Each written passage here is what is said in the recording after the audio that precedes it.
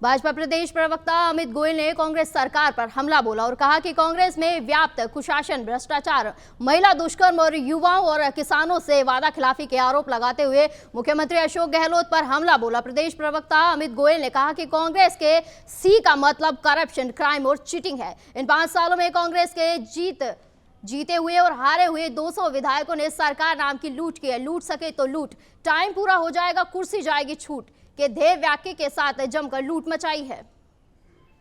विधानसभा चुनावों की तारीखें जैसे जैसे नज़दीक आती जा रही है वैसे वैसे राजस्थान में राजनीतिक सरगर्मियां भी बढ़ती जा रही हैं और नित नई नई चीज़ें और चौंकाने वाली चीज़ें इन राजस्थान के विधानसभा चुनावों में देखी जा रही है। हमारे साथ में बीजेपी के प्रमुख प्रवक्ता अमित गोयल जी मौजूद हैं। सर, आपने एक नए शब्द का यहाँ पर आज प्रयोग किया है। मुख्यमंत्री अशोक गहलोत को जादूगर कहा जाता है। उन्होंने भी कई मरतबा कहा है कि मैं जब प्रियंका जी, राहुल जी छोटे थे, जब मैं उन्हें जादू दिखाया करता हूँ, शायद तभी से उनके लिए जादूगर शब्द यूज़ किया जाने लगा। लेकिन आपने जादूगर मुख्यमंत्री के लिए आपने उनके काले जादू का आपने जिक्र किया, क्या कारण है उसके? देखिए, इसका बहुत महत्वपूर्ण कारण है कि जिस तरह से राजस्थान में पिछले 5 साल में अंधेरा छा गया है। आप ये देखिए, किसान के जीवन में अंधेरा है, नौजवान के जीवन में अंधेरा है, महिला के जीवन में अंधेरा है। अब जहाँ चारों तरफ अंधेरा छा जाता है तो मतलब वहाँ कालापन ही है, भ्रष्टाचार के काले कारनामे हैं। एक सरकार होती है काम की सरकार, एक सरकार होती है कारनामों की सरकार। तो पिछले 5 साल में कुछ हुआ है तो कारनामे हुए हैं।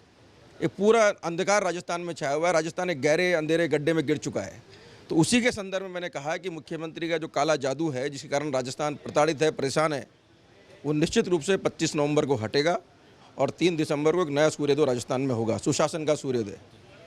आने वाले विधानसभा चुनावों के लिए जाहिर सी बात है हर एक पार्टी अपना अपना एक विज़न रखती है और भाजपा के अभी तक की जितनी भी प्रेस वार्ताएं हुई हैं या जिन भी वजह से कांग्रेस को बीजेपी घेर रही है, तो क्या आप विज़न आप जनता के सामने आप लेकर जाना चाहते हैं कि आने वाले विधानसभा चुनाव में बीजेपी की सरकार बनेगी तो जनता को ये चीज़ें मिल सकती हैं? देखिए, सबसे इम्पोर्टेंट चीज़ है भ्रष्टाचार मुक्त, पेपर लीक मुक्त और अपराध मुक्त राजस्थान। ये हमारी प्रायोरिटी रहेगी। जनता को सबसे महत्वपूर्ण विषय है सुरक्षा। जब किसी की बेटी अपने घर से जाए पढ़ने लिखने कॉलेज, तो माँ बाप को ये चिंता नहीं रहे कि मेरी बेटी रात को घर लौटेगी या नहीं लौटेगी। और ऐसा नहीं है कि हम बात करने को बात कर रहे हैं। आप ये देखिए, उत्तर प्रदेश में आज से 10 साल पहले क्या माहौल था। 5 बजे बाद लोग घर से बाहर नहीं निकलते थे। बेटियाँ क्या, परिवार के बड़े बुजुर्ग नौजवान भी बाहर नहीं निकलते थे। आज 11 बजे आप जाइए उत्तर प्रदेश में सड़कों पर। ये हमारा सुशासन है कि हम पूरी तरह से अपराध मुक्त कर दिया हमने उत्तर प्रदेश को। तो उसी के तर्ज पे राजस्थान को भी अपराध मुक्त करेंगे। अपराधियों को छोड़ेंगे नहीं, जो जिस भाषा में समझेगा उसको उस भाषा में जवाब देंगे। सर, एक आखिरी सवाल ये है, बीजेपी की अभी एक और लिस्ट आई है, अब सिर्फ 2 ही उम्मीदवारों के नाम बाकी रह गए हैं। लगभग 198 लोगों को टिकट मिल चुका है। फिर से एक बार चौंकाया गया है। सांगानेर से तैयारी कर रहे पत्रकार गोपाल शर्मा को अपने सिविल लाइन से टिकट दिया है। क्या उसके पीछे ये कारण हम मान सकते हैं कि 2 राजपूत चेहरे आप उतार चुके हैं, तीसरे राजपूत चेहरे का रिस्क नहीं लेना चाहते थे और प्रताप सिंह खाचरियावास कहीं ना कहीं भैरव सिंह शेखावत जी के परिवार से ताल्लुक़ रखते हैं और उनके खिलाफ आपने उन्हीं के दत्तक पुत्र गोपाल शर्मा जी को भैरव सिंह जी का दत्तक पुत्र माना जाता है। भैरव सिंह जी की पुत्री हैं रतन कंवर जी, वो उन्हें राखी बांधती हैं। क्या ये कारण रहा कि अब भैरव सिंह जी का परिवार प्रताप सिंह के खिलाफ खड़ा हो जाएगा? देखिए, यहाँ किसी के व्यक्तिगत रूप से कोई ना खिलाफ खड़ा है ना कोई चुनाव लड़ रहा है। ये 2 विचारधाराओं की लड़ाई है। गोपाल शर्मा जी एक राष्ट्रवादी विचारधारा के व्यक्ति हैं और निश्चित रूप से बहुत लंबे समय तक उन्होंने अपने इस राष्ट्रवादी विचार से जनता के बीच में अपनी एक पहचान बनाई है, एक संपर्क संवाद स्थापित किया है, उनकी एक छवि है। और निश्चित रूप से पार्टी जब चुनाव लड़ती है तो तभी सभी तरह के समीकरणों का ध्यान रखती है। सोशल इंजीनियरिंग भी उसमें एक विषय है।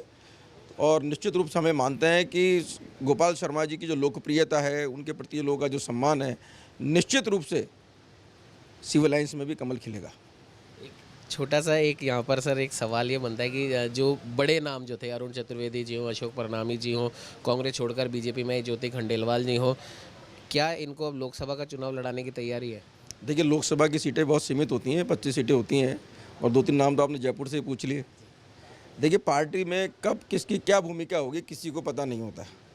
कई बार तो ऐसा भी होता है कि जो चुनाव में टिकट नहीं मांगता पार्टी उसको भी टिकट दे देती है कि भाई योग्य कार्यकर्ता है, काम में लगा हुआ है, टिकट नहीं मांग रहा है, इसको टिकट मिलना चाहिए, टिकट दे देती है।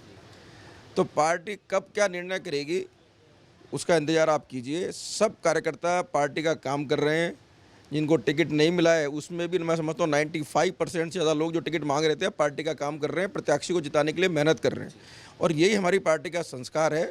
तो ये कोई अभी भविष्य का प्रश्न है, इसका प्रश्न का जवाब तो आपको आने वाले समय पे मिलेगा। तो ये थे हमारे साथ अमित गोयल जी। इनका साफ तौर पर कहना है वर्तमान गहलोत सरकार जो कि काम करने के लिए आई थी लेकिन उसने काम ना करके कारनामे यहाँ पर करे हैं और जादूगर अशोक गहलोत का जो जादू है वो कहीं ना कहीं काले जादू में तब्दील हो गया। एक काला अंधेरा एक इन पूरे 4.5-5 सालों में छाया रहा, भले ही वो बेरोजगार के मुद्दों की बात हो, महिला अपराध का मामला हो या फिर किसानों के साथ किया गया वादा जो कि धोखे में बदल गया। अब इन तमाम धोखों का, इन तमाम काले जादू का जनता अब जवाब देगी आने वाले 25 नवंबर को। सहयोगी कैमरामैन अजय के साथ उमंग माथुर, नवतेज टीवी, जयपुर। देश और दुनिया की हर बड़ी खबर के लिए सब्सक्राइब करें नवतेज टीवी और पल पल के अपडेट्स के लिए बेल आइकन को दबाना ना भूलें, क्योंकि आपकी खबरों का भरोसेमंद साथी है नवतेज टीवी।